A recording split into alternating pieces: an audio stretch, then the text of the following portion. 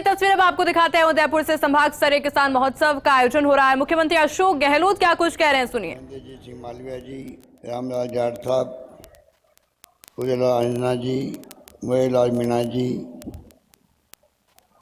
श्रीमती प्रीति सक्तावत, सचिन कटारा जी, त्रिलोक पुरबिया जी, गोपाल शर्मा जी, जगदीश श्रीमाली जी, मूर्ति सिंह जी, पूर्व चेयरमैन फलसफ जी, मधुरेश जी नागदा, विकास सीताराम भाले, प्रमुख शासन सचिव, डॉक्टर पृथ्वी, गौरव अग्रवाल और तमाम मेरे प्यारे किसान भाइयों और बहनों, नौजवान साथियों और बुजुर्गों, मुझे बहुत पसंद है कि आज शानदार यहाँ पर उदयपुर के अंदर किसान महोत्सव मनाना तय हुआ और आज वो दिन आ गया जब इतनी बड़ी तादाद में आप लोग यहाँ बैठे हुए हैं। पूरा पंडाल भर गया, पीछे भी इतने लोग खड़े हैं और बैठे हुए हैं। इसके लिए तो आप बधाई के पात्र हैं। वो पूरे मेवाड़ के किसान, उसमें आदिवासी भी हैं और सभी लोग हैं, एक साथ में बैठे हुए हैं। यह किसान महोत्सव जयपुर में हुआ है संपन्न और उदयपुर में है और 30 तारीख को जोधपुर में होगा। इस प्रकार हर संभाग के अंदर ये किसान महोत्सव के माध्यम से जो आधुनिक तकनीक है किसानों के लिए ईजाद होती रहती है। वैज्ञानिक कई प्रयोग करता है, रिसर्च करता है। वो रिसर्च का फ़ायदा किसान तक पहुँचे, खेत तक पहुँचे। नए नए उपकरण आते हैं, नई नई तकनीक होती है। इतनी ज़रूरी है कि हम लोग ऐसे मेले लगा करके, उत्सव मना करके किसानों को अवगत करवाएं। जो उत्साह किसान ले रहे हैं इन मेलों के अंदर, उत्सव के अंदर, ये इस बात का प्रतीक भी है कि किसानों में लालसा है हम प्रोग्रेसिव किसान बने। हम ट्रेडिशनल खेती करते करते तो सालों बीत गए, पर आधुनिक खेती करना भी जरूरी है। आधुनिक यंत्रों से, आधुनिक तकनीक से, आधुनिक जो वैज्ञानिक तरीके सिखाते हैं उनसे उत्पादन बढ़ता है, क्वालिटी बढ़ती है और मंडियाँ बनी हुई है। आज यहाँ गौड़ मंडी का भी आज उद्घाटन होगा। शानदार मंडी बनी है भी। मैं मुरारी मीणा को, तमाम इनके विभाग के लोगों को बधाई देना चाहूँगा।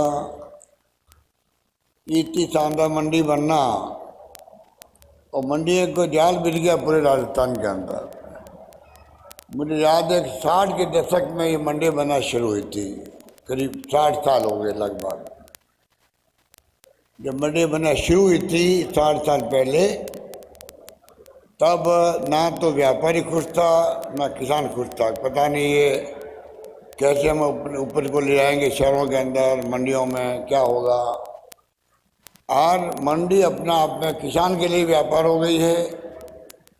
उसको अच्छे दाम मिलते हैं मंडी के अंदर फसल ले जाने पे। वहाँ व्यापारी जो है उनको व्यापार करने में आसानी हो गई। आईटी का ज़माना है, आईटी के माध्यम से जुड़ गए मंडियाँ, तमाम मंडियाँ प्रदेश के अंदर भी, देश के अंदर भी जुड़ जाती है। अगर हम चाहें तो भाव अच्छे से अच्छे में मिले, उसकी जानकारी प्राप्त हो सकती है। तो ये तमाम आज़ादी के बाद में जिस प्रकार से पंडित जवाहरलाल नेहरू ने जो शुरुआत करी थी पैरों पे खड़े होने की, हमारा मुल्क पैरों पे खड़ा हो, अमेरिका, रशिया, जर्मनी, जापान के ऊपर डिपेंड नहीं रहे। कब उनका मूड बदल जाए सहयोग करने से पता नहीं लगता है। इसलिए पंडित नेहरू की दूरदृष्टि थी। आज़ादी के प्रथम प्रधानमंत्री बने आज़ादी मिलते ही कि बड़ी बड़ी संस्थाएं खड़ी कर दी किसानों के लिए, रिसर्च सेंटर खड़े कर दिए Indian council of agriculture research का सेंटर बना दिया, ICAR बना दिया, बड़े बड़े बांध बनाए, बड़े बड़े कल कारखाना बनाए। हालात ये हो गए पूरे देश के अंदर कि उस वक्त में हम लोग PL 480 का गेहूँ मंगाते थे अमेरिका से भीख मांग करके हमारे यहाँ लोगों को खिलाने के लिए। आज आप देखिएगा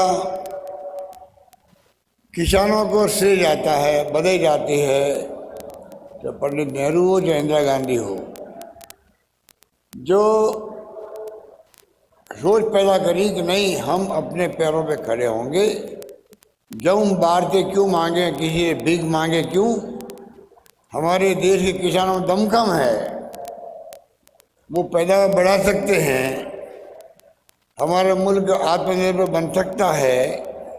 आज आप देखिएगा वक्त आ गया है, हरित क्रांति हुई, वाइट रिवॉल्यूशन हुआ, दूध को लेके बड़े बड़े डेयरियाँ खुली पूरे देश के अंदर। अमूल की तरह, सरस की तरह कितनी डेयरियाँ देश के अंदर हैं। पशुपालकों को फायदा हुआ, किसानों ने क्रांति कर दी, हरित क्रांति। आज हम लोग गेहूं के अंदर एक्सपोर्ट कर सकते हैं, वो हमारी स्थिति बन गई है। और तो बाजरा में, सरसों में, तिलहन में, दलहन में और चने के अंदर आपको मालूम होगा पूरे देश के अंदर राजस्थान नंबर 1 आ गया है। ये स्थिति बन गई, राजस्थान 1 आ गया है। और पशुपालकों के मेहनत से राजस्थान दूध का उत्पादन और ऊन का उत्पादन में भी हम लोग नंबर 1 है देश के अंदर।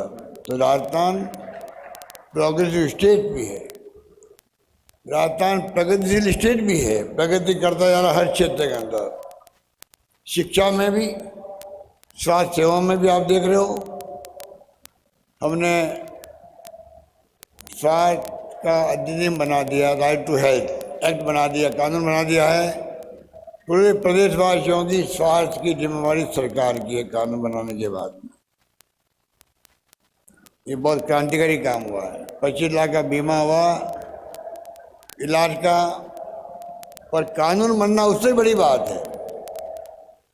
जैसे पार्लियामेंट में डॉक्टर मनमोहन सिंह जी ने, सोनिया गांधी जी ने कानून बनाए 4, नरेगा का बनाया, 2 रुपये किलो गेहूँ मिलेगा देशवासियों को, 3 रुपये किलो चावल मिलेगा कानून के अंतर्गत। मंडी में कोई भाव हो मंडी में, पर उनको मिलेगा 2 रुपये किलो गेहूँ, 3 रुपये किलो चावल, ये कानून है। सूचना का अधिकार और शिक्षा का अधिकार राजस्थान सरकार ने आप सबके आशीर्वाद से प्रयोग किया। स्वास्थ्य का अधिकार मिले सबको, उसी रूप में हम लोग PSC, CSC, sub centre, district hospital, medical college हर जिले के अंदर बनाते जा रहे हैं। एक वक्त आएगा कि मेडिकल में हम लोग टॉप पे पहुंचेंगे। IPD टावर बन रहा है 24 मंजिल का जयपुर के अंदर। तो कहने का मतलब है कि राजस्थान एक प्रोग्रेसिव स्टेट के रूप में आज आ गया है। उसी रूप में हमारी सोच है 2030 आते आते हम लोग भी राजस्थान देश के अग्रणी राज्य कहलाते हैं, उसकी श्रेणी में आ जाए। अगर नंबर 1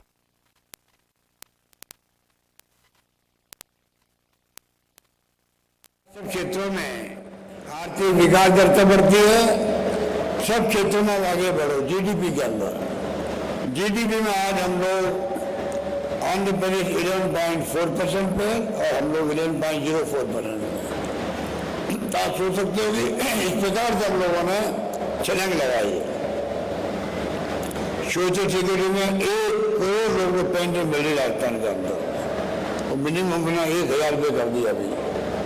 विकलांगों के लिए, विधवाओं के लिए, बुजुर्गों के, महिलाओं और पुरुषों के लिए 1 करोड़ लोगों को पेंशन। और हम तो कहते हैं प्रधानमंत्री जी को राइट टू सोशल सिक्योरिटी, हर परिवार को परिवार चलाने के लिए सरकार की तरफ से इमदाद मिलनी चाहिए। क्योंकि इतने गरीब परिवार है, मजदूर होता है, बुढ़ापे में तकलीफ आती है उसको भी, ठेले वाला होता है उसको तकलीफ आती है, किसान है, बेटे पोते होते रहते हैं।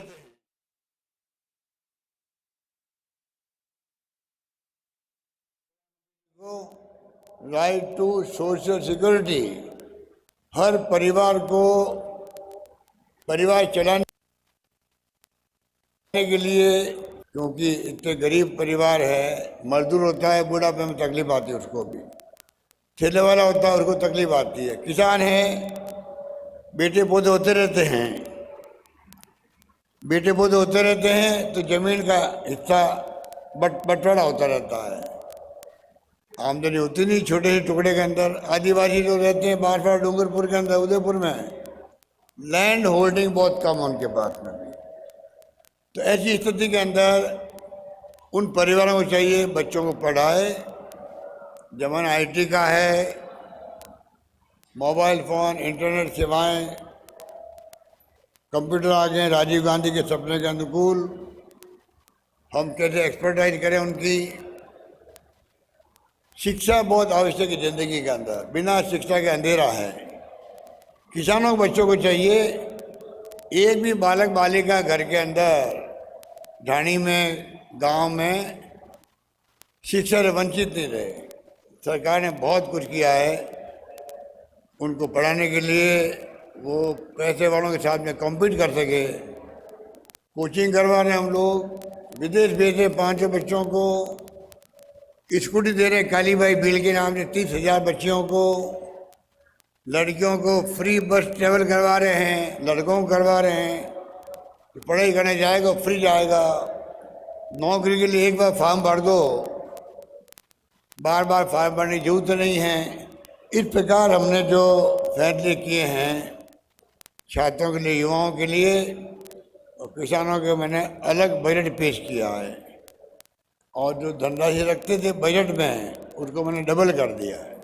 तो आप सोच सकते हैं कि आज हम लोग किस दिशा में आगे बढ़ रहे हैं, आप खुद सोच सकते हैं। इसलिए मैं कहना चाहूँगा कि अभी कटारे जी बता रहे थे आपको, लंपी रोग आ गया। गाय माता सबकी माता है, पर हमारे विपक्ष के साथी जो हैं वो हमें बदनाम करते हैं। असली गोभक्त कोई है तो हमारी सरकार है, जिसने पिछली बार मैंने हिंदुस्तान में पहली बार गायों का अलग से निदेशालय बना दिया और गौशालाओं को अनुदान शुरू कर दिया मैंने। ये बात 10 साल पहले ही कह रहा हूँ, आप तब कर दिया। इन्होंने अपने शासन में आए लोग साल में 500 करोड़ रुपये गौशालाओं को अनुदान दिया है। हम दे रहे हैं 3,000 करोड़ दे रहे हैं अनुदान का, 3,000 करोड़ गायों को बचाने के लिए राजस्थान के अंदर। कहाँ 500 करोड़, कहाँ 3,000 करोड़, बताइए आप। लंपी रोग आ गया, हिंदुस्तान में एकमात्र सरकार राजस्थान में है। 40,000 रुपये प्रति गाय जो मर गई है, अभी मैंने 175 करोड़ में बांटे हैं 42,000 पशुपालकों को, अभी 10 दिन पहले बांटे, डीबीटी किए मैंने।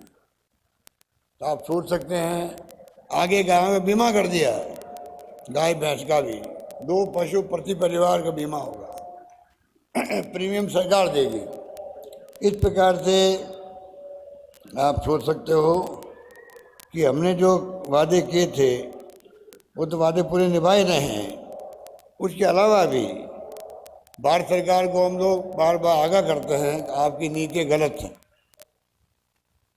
पहले आराम से पाला पड़ गया, ओलावृष्टि हो गई, आंधी आ गई, अभी चक्रवात आ गया था बाढ़ में जैसलमेर में, उसका असर कई जिलों में पड़ा,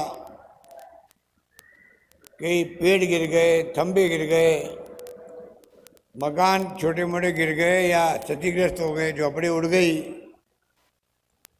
तो एसडीआरएफ में पैसा मिलता उनको। अब ऐसी स्थिति कर दी है, ऐसी कंडीशन लगा दी भारत सरकार ने, चाहे पाला पड़ जाओ, चाहे ओलावृष्टि हो जाओ, चाहे चक्रवात आ जाओ, आपका किसानों का जो बीमा किया कृषि का, उसके साथ लिंक कर दिया है। उसके कारण समय पर उनको जो रिलीफ मिलनी चाहिए वो मिल नहीं पाती है। मैंने प्रधानमंत्री जी को पत्र लिखा है कि आप वहाँ पर बदलो इसको।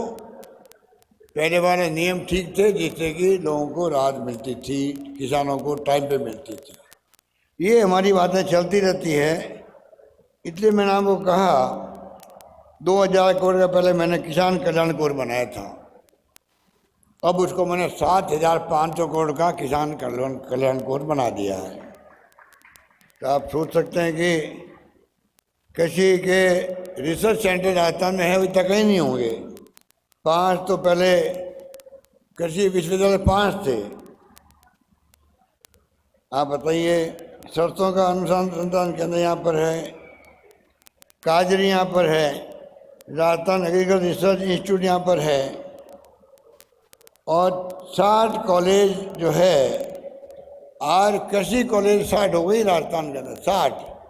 उसमें 42 मैंने बनाई अभी 4 साल के अंदर। 42 कहाँ तो 70 साल में बनी होगी 18, और कहाँ 4 साल में बना दी हमने, 42 कॉलेज बना दिए। महाविद्यालय जो कॉलेज होती है पढ़ाई के लिए 70 साल में बनी 250, और मैंने 4 साल में बना दिए 303 कॉलेज खोल दिए, नई कॉलेज खोल दिए। इस प्रकार बड़े रूप में हम लोग जो है इन कामों का हाथ में लिया है।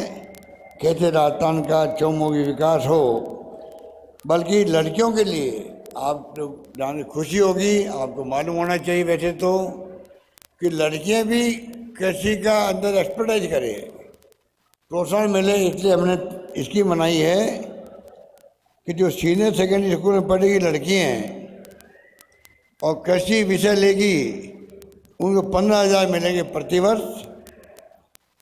बीए करेगी और एमए करेगी, उनको मिलेंगे 25,000, और जो कृषि में पीएचडी करेगी, डॉक्टर बनेगी, उनको मिलेंगे 40,000 की प्रोत्साहन राशि मिलेगी।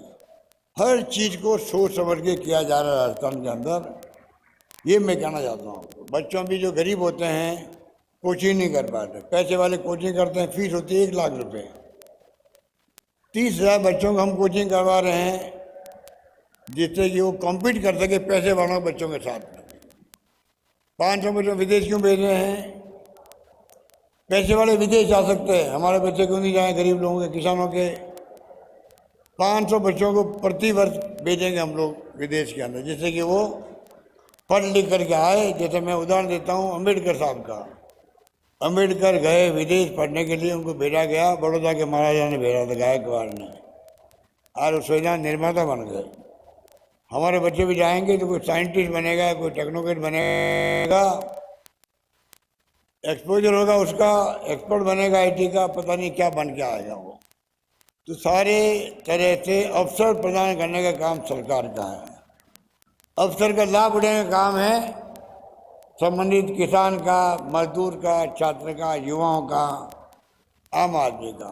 वो जानकारी प्राप्त करे। 10 अभी महंगाई शिविर लग रहे हैं, 10 योजना हमारी है। 25 लाख का बीमा हो गया, दुर्घटना बीमा है, उसके अंदर 500 रुपये गैस सिलेंडर, खाने पीने चीज़ों का किट पूरा दे रहे हैं उनको। अन्नपूर्णा योजना और कामधेनु योजना बन गई, आपके गायों के लिए बन गई है। शहरों में रोजगार 125 दिन का, नरेगा में 100 के बजाय 125 दिन का रोजगार सरकार देगी। बाकी पैसा 100 यूनिट बिजली फ्री किसानों के लिए, 2000 यूनिट फ्री। अब आप बताइए मुझे, हमारे प्रधानमंत्री जी कितने चतुर है। वो ऐसा छा जाते मीडिया के अंदर, और मीडिया भी उनका साथ देता है, दिल्ली का मीडिया हो या टीवी हो। आप बताओ,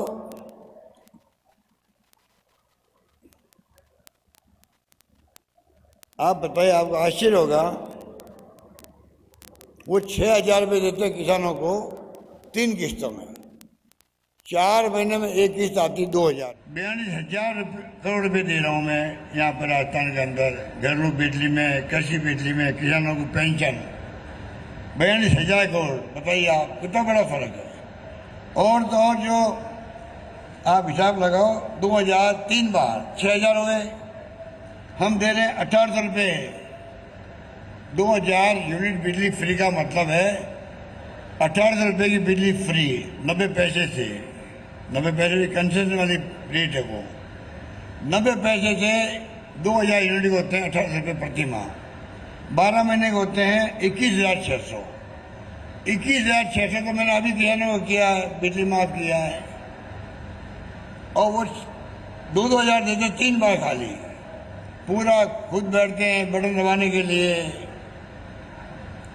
पूरे हिंदुस्तान के प्रचार प्रचार होगा, बटन दबेगा और 2,000 रुपये आएंगे। ये मार्केटिंग उनकी है, बताइए। असली सेवा कौन कर रहा है? आपकी राजस्थान सरकार कर रही है। उन्होंने कहा कि किसानों की आमदनी डबल कर देंगे। आप बताइए क्या क्या कदम उठाए उन्होंने जिससे कि किसानों की आमदनी डबल हो जाए? ये मुझे बताओ प्रधानमंत्री जी, क्या क्या कदम उठाए? एमएसपी तक का कानून नहीं बना पाए। एमएसपी का, न्यूनतम समर्थन मूल्य का, जिसके बारे में मेघालय के गवर्नर साहब बोलते रहते हैं, रिटायर्ड। अरे मोदी जी, जब मैं मुख्यमंत्री था तब मोदी जी मुख्यमंत्री थे गुजरात के। मुझे याद है वो बराबर बोलते थे कि भारत सरकार को चाहिए, मनमोहन सिंह जी को, किसानों की फसलों का न्यूनतम समर्थन मूल्य कानून बने, कानून के अंतर्गत बने। मैं उनसे पूछना चाहता हूं, आपको 9 साल हो गए बने हुए प्रधानमंत्री, आप क्यों नहीं, जो आपने खुद ने कहा था एज ए मुख्यमंत्री, आप क्यों नहीं कानून बनाते हो? काले कानून बना दिया आपने बिना पूछे किसानों को। 1.5 साल से किसान ने हर्षई करी, धरने दिए, 600-700 किसान मारे गए वहाँ पर। फिर आपने माफ़ी मांग के वहाँ पर कानून लिए हैं, तो आप न्यूनतम समर्थन मूल्य क्यों नहीं दे रहे हैं? इतने मैं कहना चाहूँगा कि उनकी कथनी व करनी में अंतर है। इनका चाल चरित्र चेहरा सामने आ गया है। वो राजनीति अब आने वाले हैं, प्रधानमंत्री जी और अमित शाह जी, सब इनके मंत्री राजस्थान भर के गाँव के अंदर जाएंगे। वैसे ही कमी नहीं, धन इकट्ठा कर लिया है करोड़ों अरबों का। बाकी राजनीतिक पार्टी के पास तो साधन मिल नहीं रहे हैं, और कोई साधन देना चाहता है उद्योगपति तो पहले ही भेज देते ईडी को, सीबीआई को, इनकम टैक्स को, राज्यों के अंदर जाओ टाइट करो सबको। कौन चंदा देता है? कांग्रेस को, लोगों उसको। ये राजनीति है क्या? लोकतंत्र में तो इक्वल फुटिंग में राजनीति होती है, पर ये लोग ऐसे आके बैठ गए, इनका विश्वास लोकतंत्र है नहीं, इसलिए हरकतें ऐसी करने लग गए लोग। तो मैं आपको आह्वान करूंगा, आप कृपा करके इन बातों का ख्याल रखें। हम अपनी सीमा पे तो इलेक्शन लड़ेंगे, सीमित साधनों से लड़ेंगे। आपसे विनम्र अपील करेंगे, आप हमें कामयाब करें, क्योंकि माई बाप तो आप ही हो। कोई कितने ही काम कर ले, जनता जिसको चाहती है, मेरी बहनें और माताएं बैठी है और आप सब बैठे हो, आप जिसको चाहोगे वो राज करेगा, शासन आएगा। कौन भला कर सकता है राजस्थान को? आपको सोचना है। राजस्थान में तो जितना काम हमने किया है कभी नहीं हुआ इतना काम, ये मैं दावे के साथ कह सकता हूँ। इन महिलाओं को, बहनों को मैं अभी 25 जुलाई से स्मार्टफोन 40 लाख महिलाओं को पहले फेज के अंदर, जो मैंने घोषणा की बजट के अंदर, 3 साल की इंटरनेट सेवाएं फ्री के साथ में मैं शुरू कर रहा हूँ 25 जुलाई से। इन बहनों के लिए, माताओं के लिए कैटेगरी बनाई है पहले फेज की। पहले फेज में उनको शुरुआत करेंगे, धीरे धीरे फिर तमाम परिवार को मिलेगा मोबाइल फ़ोन, स्मार्टफोन होगा। और उसके कई फ़ायदे हैं। मोबाइल फ़ोन हाथ में आना, सब जानकारी ले सकते हैं, जुड़ सकते हैं सबसे। कोई हमारा परिवार का आदमी कोई गया हुआ है काम धंधा करने बाहर, तो आप उसकी फ़ोटो देख करके बात कर सकते हो। उसकी फ़ोटो दिखेगी आपको, आपकी फ़ोटो दिखेगी उसको दिखेगी, और आप बात कर सकते हो उससे। वो है स्मार्टफोन। तो तमाम तरह के काम जो मुझे करने थे वो मैं कर रहा हूँ आपके आशीर्वाद से। अब चुनाव में तो आपके ऊपर है कि आप किसको सत्ता सौंपते हो।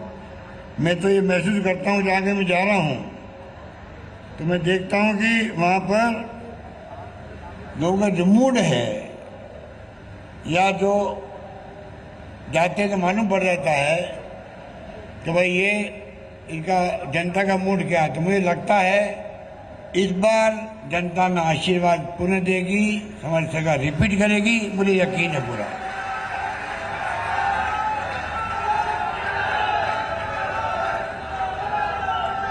सरकार रिपीट करने का मूड लगता है पब्लिक का, मुझे लगता है ऐसा, भगवान जाने बाकी तो क्या होगा। अभी मैं उदयपुर में गया कोई खेमरा कटारे जी की मूर्ति का अनावरण करने के लिए। रास्ते मैंने देखा 6-7 किलोमीटर का था, मेरे 8-9 किलोमीटर होंगे। रास्ते भर लोग खड़े थे, मैंने उनको नमस्कार किया, हाथ चलाया, सब में बड़ा उत्साह था। तो मैंने कहा तो रोड शो हो गया मेरा, जो मोदी जी रोड शो करते हैं लाखों करोड़ रुपये खर्च करके, मेरा बिना खर्च किए वही रोड शो हो गया उदयपुर के अंदर गाड़ी बैठे। और एक बात मैंने और देखी है, अगर आपका मूड अच्छा है और अगर कोई नेता हाथ हिलाता है या नमस्कार करता है, आप लोग भी हाथ हिलाते हो, वापिस मान सम्मान देते हो और नमस्कार करते हो। और आपका वोट देने का मूड नहीं है, काम नहीं किया हम लोगों ने, तो फिर हम हाथ हिलाएं तो वो जो है आगे वाला आदमी पीछे देख लेता है, सामने देखता ही नहीं है। समझ गया आप, रात दिन का फर्क है। तो इस बार जो है वो पीछे नहीं देख रहा है, आगे देख रहा है, नमस्कार का जवाब नमस्कार से दे रहा है, हाथ हिलाने का जवाब हाथ हिलाने से दे रहा है। तो लगता है कि सरकार इस बार आप रिपीट करोगे, और रिपीट करोगे तो मैं आपको कह सकता हूँ योजना जो लेके आए अभी हम लोग, ये योजना और मजबूत होगी, अगली बार और मजबूत होगी। स्कीमें नई स्कीमें आएगी, वो स्कीम पहले हम बता देंगे आपको कौन कौन सी गारंटी हम देने वाले आपको, तो आप निश्चिंत रहो। राजस्थान को मैं चाहता हूँ 2030 तक नंबर 1 राज्य बने देश का, ये मेरा सपना है। यही बात कहता हुआ मैं आप सबका धन्यवाद करता हूँ। धन्यवाद, जय हिंद, धन्यवाद।